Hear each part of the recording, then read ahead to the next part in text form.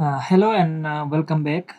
तो आज की इस वीडियो में हम बात करेंगे जी नेचर ऑफ बॉन्ड की। सो इससे पहले वाला जो वीडियो बनाया हुआ है इस सीरीज़ में उसको ज़रूर चेकआउट कीजिएगा। उसमें हमने एक बहुत ही अहम कंसेप्ट को डिस्कस किया था जो कि हमारे पास था इलेक्ट्रोनेगेटिविटी। ठीक है जी। तो इलेक्ट्रोनेगेटिविटी में हमने एक उसी से ये कंटिन्यूअस है। ठीक है जी। तो मैं उसको थोड़ा सा आपको उसका समराइज़ बताऊँगा। इलेक्ट्रोनेगेटिविटी में हमने बताया था कि जो इलेक्ट्रोनेगेटिविटी जो वैल्यू होता है वो 0 से लेकर 4 के दरमियान होता है। सबसे कम जो है ना 0 है और सबसे हाईएस्ट जो है ना हमारे पास इलेक्ट्रोनेगेटिव वैल्यू वो मैक्सिमम 4 तक जाता है। तो जिसकी वैल्यू ज़्यादा होगी उसकी इलेक्ट्रोनेगेटिविटी ज़्यादा होगा और जिसकी वैल्यू कम है, ठीक है जी, तो उसकी इलेक्ट्रोनेगेटिविटी वैल्यू भी डिक्रीज़ होता है। सो हमारे पास नेचर ऑफ अगर हम बॉन्ड की बात करें तो बॉन्ड 3 तरह के होते हैं। ठीक है जी। नेचर ऑफ बॉन्ड की अगर हम बात करें तो there are 3 type of bonds as we know that. ठीक है जी। एक हमारे पास है आयनिक बॉन्ड, दूसरा हमारे पास है जी कोवलेंट बॉन्ड। ठीक है जी। तो कोवलेंट बॉन्ड भी 2 तरह के होते हैं ना, एक हमारे पास है polar polar covalent bond and next हमारे पास है, मैं अगर इसको नंबर वाइज कर दूं तो थर्ड हमारे पास है, वो हमारे पास है नॉन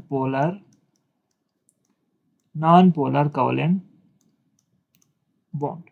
अब ये जो है ना हमारे पास बॉन्ड के 3 नेचर है, इन तीनों टाइप में से एक टाइप ऑफ बॉन्ड हो सकता है। सो हमें कैसे पता चलेगा कि मिसाल के तौर पर हमारे पास 2 एटम बॉन्डेड है, जैसे कि हमारे पास ओ है, या जैसे कि हमारे पास KCl है, या जैसे कि हमारे पास HCl है। अब देखो यहाँ पर मैंने 3 टाइप ऑफ बॉन्ड आपको बताया ना। अच्छा जी, यहाँ पर 2 सिमिलर एटम के दरमियान एक बॉन्ड है। यहाँ पर देखें जी पोटेशियम और क्लोरीन के दरमियान एक बॉन्ड है, यहाँ पर हाइड्रोजन और क्लोरीन के दरमियान बॉन्ड है। सो अब यहाँ से हमें एक चीज़ का आइडिया हो रहा है इसको देख के कि कोई ना कोई बॉन्ड फॉर्मेशन हो रहा है। डबल सिंगल से मैटर नहीं करता, बट कोई ना कोई बॉन्ड इनके दरमियान मौजूद है। But we don't have any information regarding the nature of bond कि कौन सा बॉन्ड होगा, आयनिक होगा, पोलर होगा या नॉन पोलर होगा, उसके बारे में हमें कोई आइडिया मौजूद नहीं है। तो उसको अगर हमने मालूम करना है तो क्या करना पड़ेगा, हमें दोबारा से जाना पड़ेगा पिछले कंसेप्ट की तरफ जो कि हमारे पास है इलेक्ट्रोनेगेटिविटी वैल्यू की तरह हमें जाना पड़ेगा। ठीक है जी।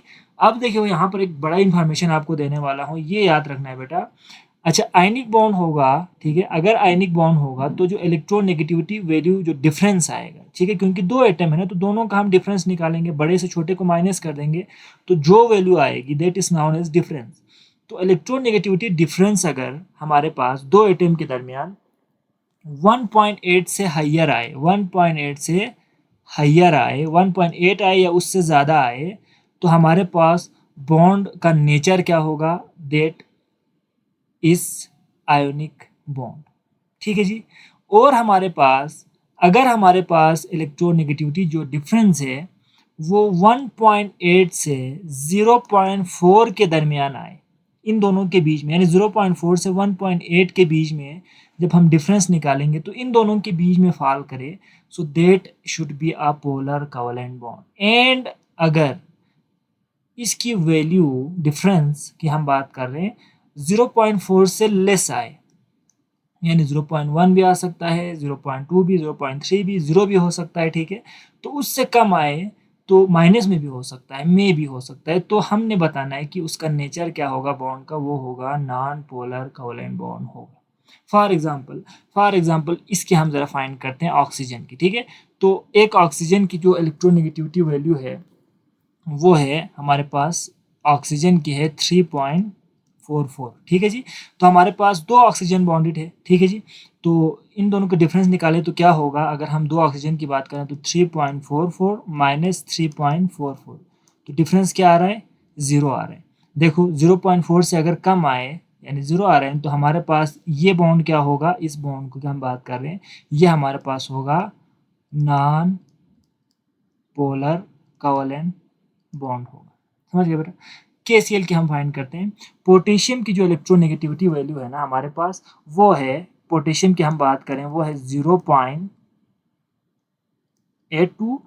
एंड दूसरा क्लोरीन है ना, क्लोरीन की जो इलेक्ट्रोनेगेटिव डिफरेंस है, या सॉरी उसकी इलेक्ट्रोनेगेटिव वैल्यू है वो है 3.16।